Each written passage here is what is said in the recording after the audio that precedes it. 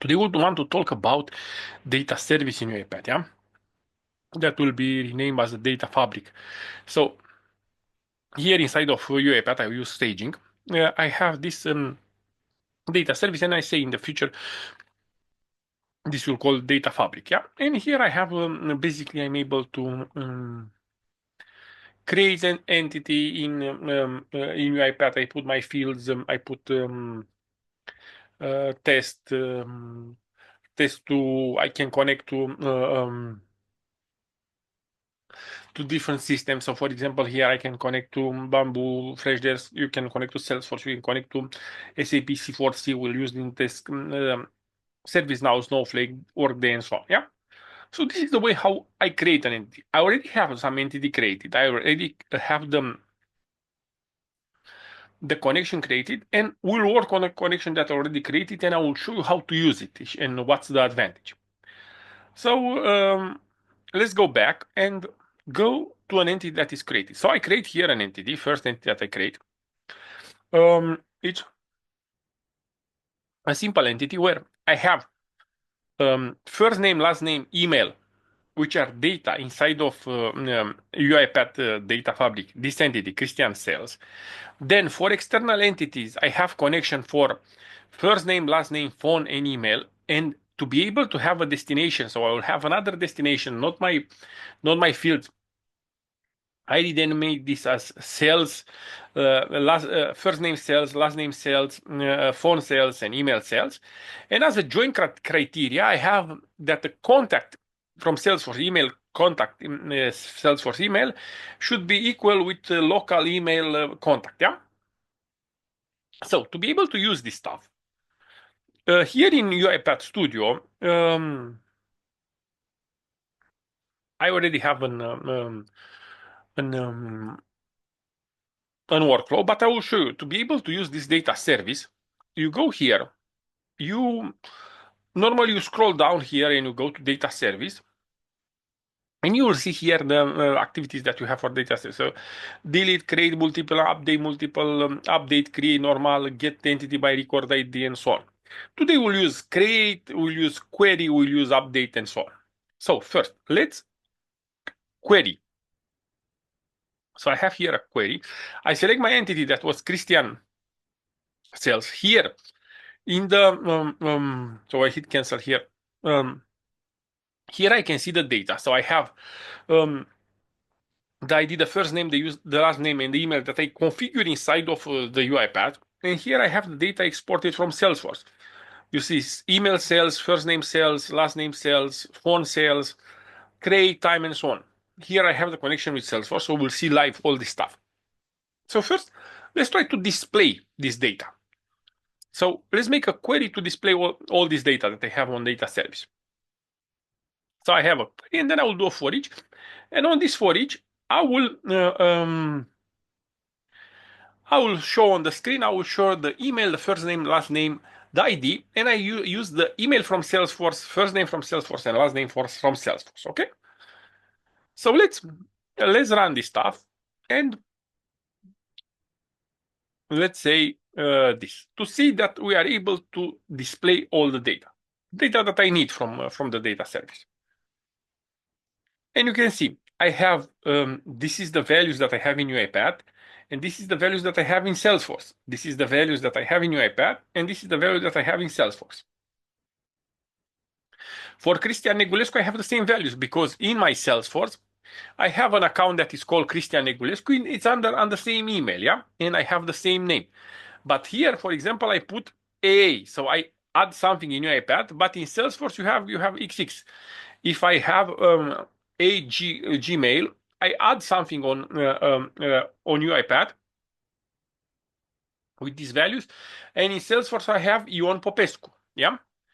So this is the difference between data. Now let's create a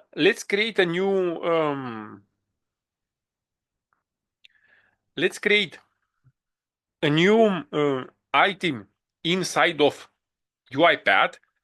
But when you create this, we'll put something that we have on Salesforce. So let's put this stuff. So when we create it, we will send it with the default Gmail. Okay. So we'll go here. So this was the display. Let's go on create new data service. On this create new data service, I select Christian. On the email, I will put this email that I already have also in Salesforce. My bad. I don't copy well. So let's copy again. So the email was default Gmail. Control C. Control V. Okay, and let's put UiPath first. Path first. And UiPath last.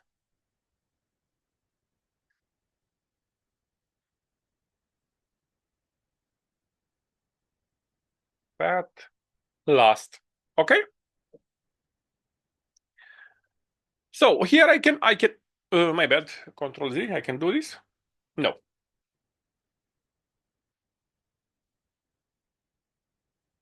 UiPath last. Okay, and here I can add all the fields that I want there, but I just want to go on these fields. So let's hit run, and let's see what happened. So the system will create a new item in my data service, which has the default email, but the default email is also connected to the Salesforce. So let's go to the data service. Let's preview data, and you can see we have a new item that is with UiPath first and UiPath last with the default email. And the system extract also the data from Salesforce that it was first default and last default, and also the phone from Salesforce. Yeah. So I create an object on UiPath, and UiPath make the connection between the object and the object that we have on Salesforce via email. Okay, because that was the chain connection. So this is the way how I create. Let's go on the way how I update something. So let's say that I want to update something. And here, not this one. This one is also with SAP. We'll go later with this one. This one. So I want to update. Let's take this one that we create now. Let's update the phone number, but the phone number is on Salesforce, yeah. So let's go to this one. Say the update record. I will give him the record from the UiPath. Control V. And this phone is from Salesforce. And let's put like this: 09807060, something like this. Yeah. So in Salesforce, I have on this default this 012349, and when I will run this update here, when I will run this update, the system will identify the UiPath ID. This will modify the data here. Let's refresh. Preview data. So this modified the data here, but because this data is connected to Salesforce, we'll have the update also in Salesforce. So here, if I hit refresh,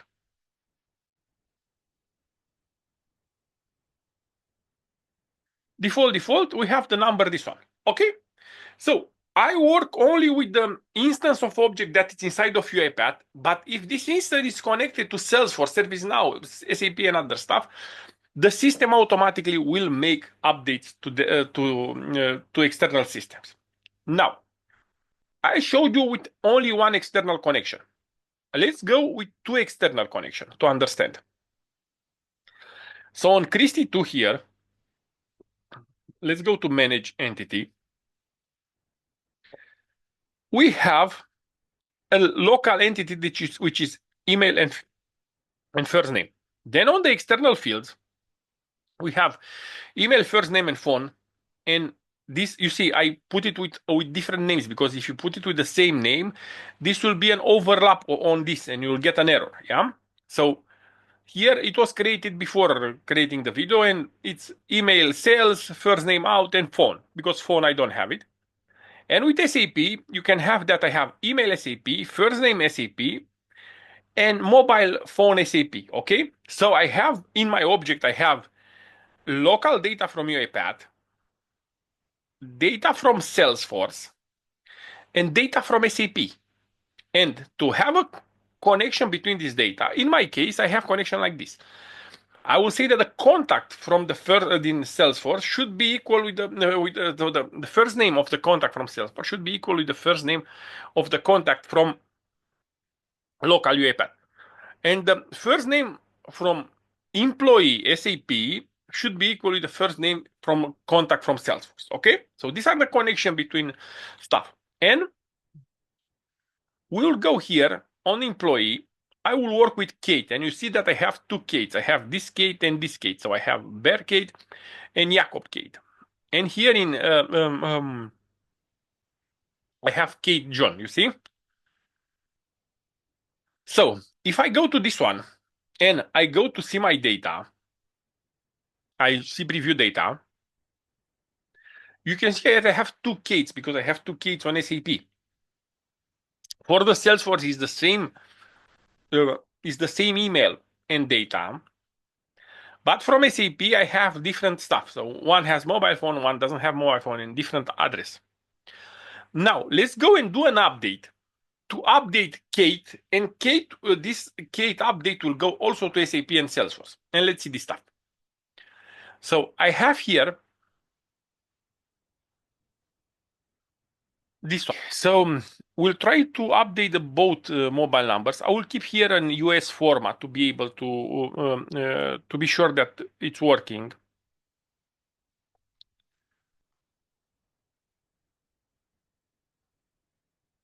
Let's put it like this. And here for Janet, I have this number. So it will be a number with 700. Let's see. And in SAP, you see that for Janet, I put this number, which was more valid. Let's see what happens. So we run the system. Let's go here and refresh.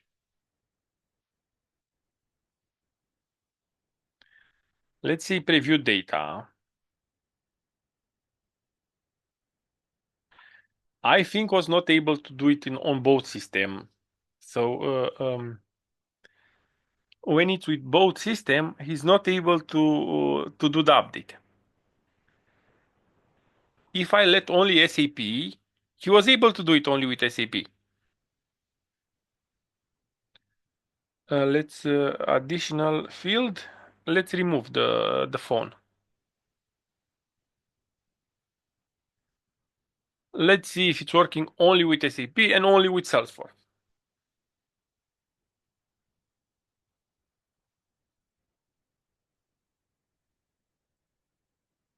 Let's see refresh. So I was working only with SAP. And let's edit this expression and let's do like this and do only with Salesforce. Phone.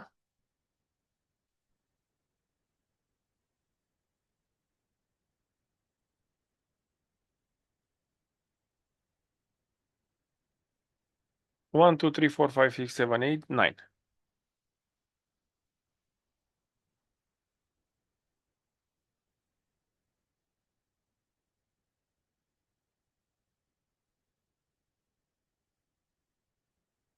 And let's see the refresh on this one. And we have updates. So you saw when I created with two systems in parallel, the system was not able to updates. But this is it's just on preparation. It's not a final version of the data service. But that's the idea with data service and data fabric. And in the future, we'll have ability to put here. On each field, you are able to put a JavaScript to convert all the fields and so on. So will be a complex stuff with this data series. But that's the main idea. And like I said, this data service will be called in the future data fabric. As usual, if you like my videos, please subscribe to my channel and tell me what else you want to see on my videos. Thank you very much for watching. Stay safe. Have a good one. Bye bye.